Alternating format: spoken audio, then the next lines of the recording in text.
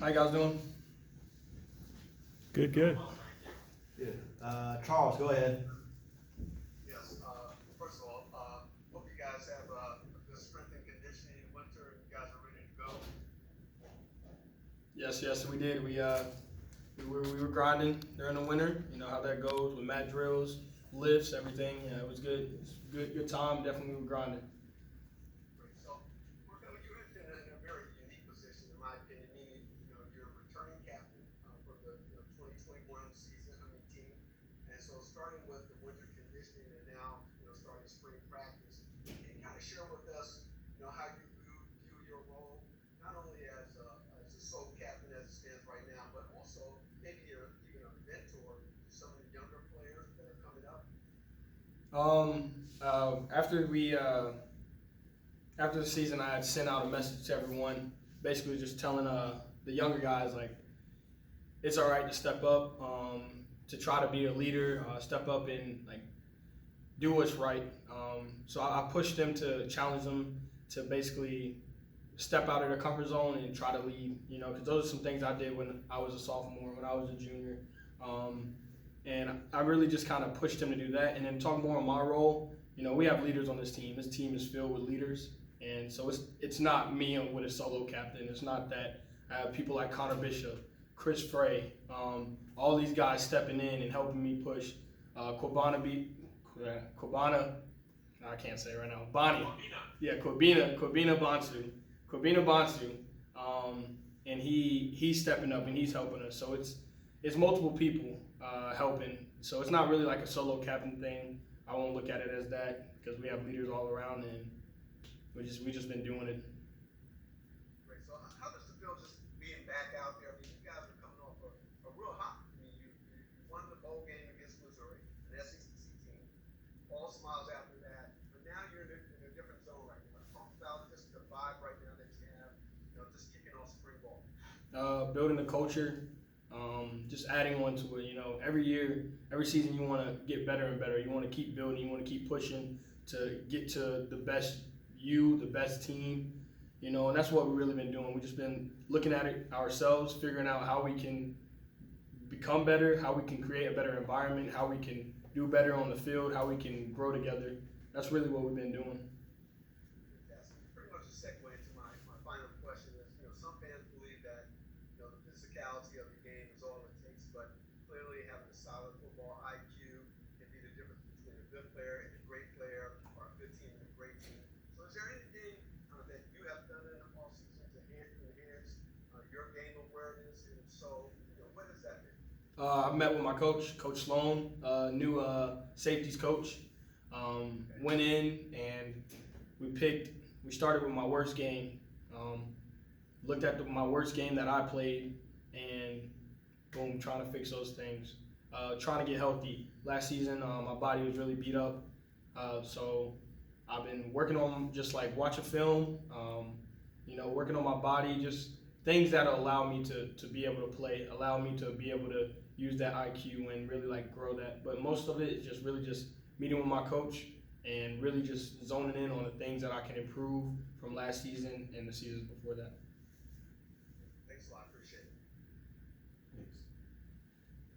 Well, following Charles' question, are you a person who's motivated by failure versus success? Yeah, I don't know. I look at life as like wins and losses, and when you lose, like I don't know, I hate losing, so it's something that pushes me and drives me. So yes, I am motivated by failure.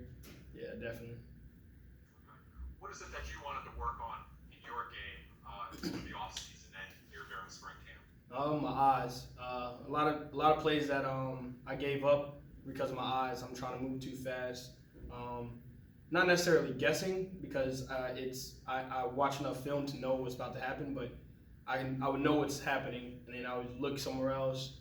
Just really just focusing on my job and my eyes and things that I can improve on in that sense. West Point's full of leaders, as you said. Tell me about the development or ascending to a captain. You were a captain last year. What does it take for these other players to be named to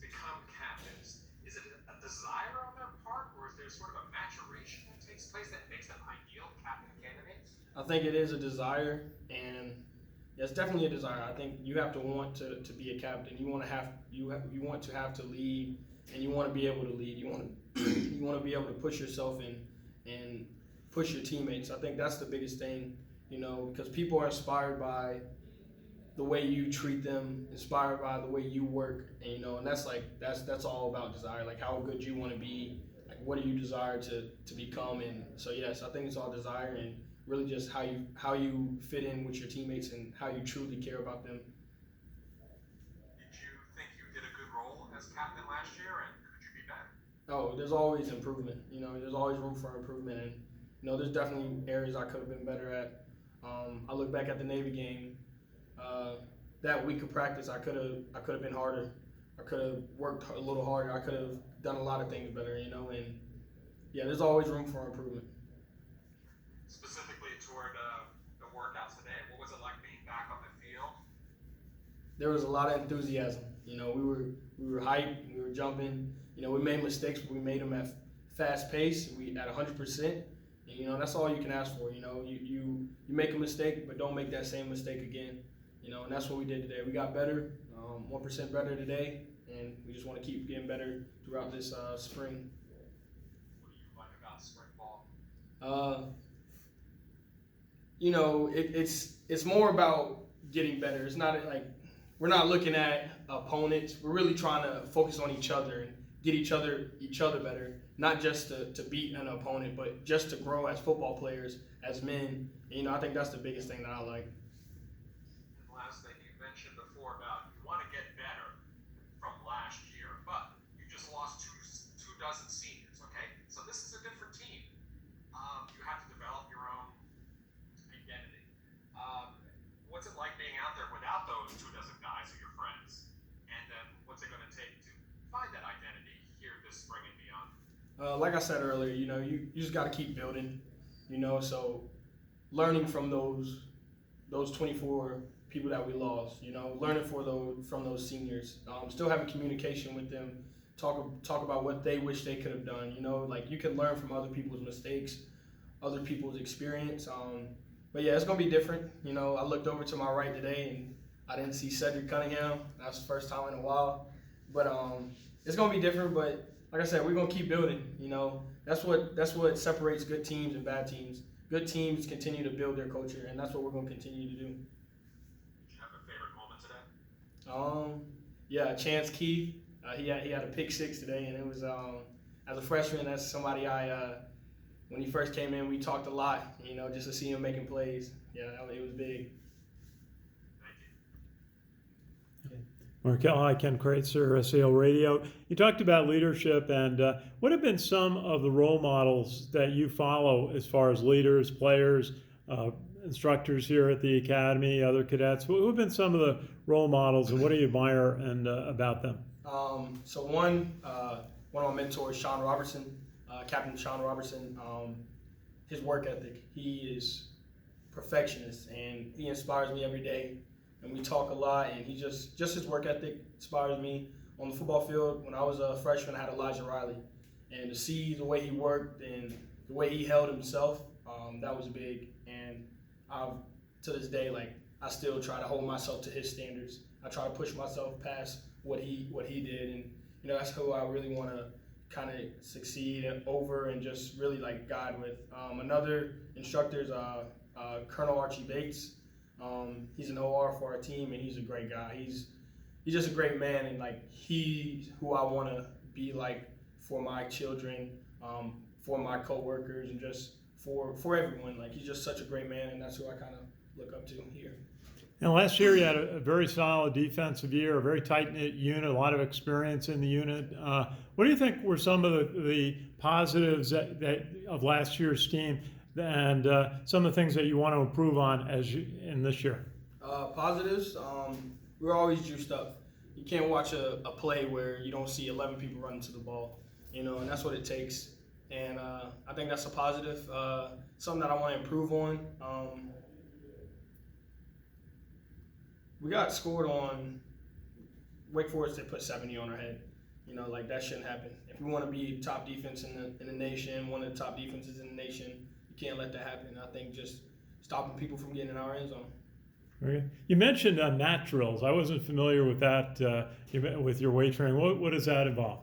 That's basically like fourth quarter warriors. That's what we call it. And basically, it's just like a smoke session where you have these cones. Like it's just a whole bunch of drills to where like the coaches are just looking for perfection, and you have to be perfect. Well, the way you break down, by the way you clap, by the way you touch a bag, the way you touch another bag, like it just really just zoning in on those little details and really just grinding with like the team, and you really just like you build like this big tight like brotherhood with that.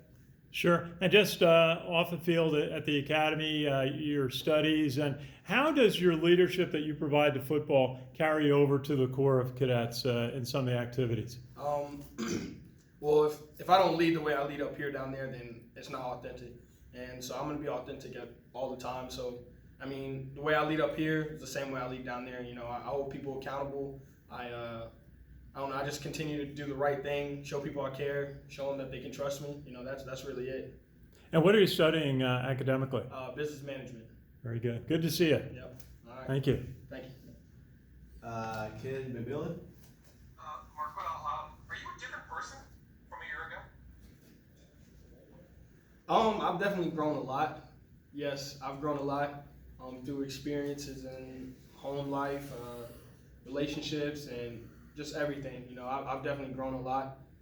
So yes, I am a different person today than I was last year. I mean, I hope so. You know, I don't want to be stuck as a 20-year-old. You know, I'm 21. I want to continue to grow and continue to mature and stuff. So I think I've matured a lot. Yes. You think it's like, is it just smarts? Is it confidence? If you want to be honest, it's just truly seeing myself for who I really am. I'm not trying to get like sentimental or anything, but like that's just really that's something that I needed to improve on this past year, and you know, seeing myself for who I really am, and just I think so. It boosts my confidence, but yes. Thank you. All right, thank you guys. Thank you, appreciate it.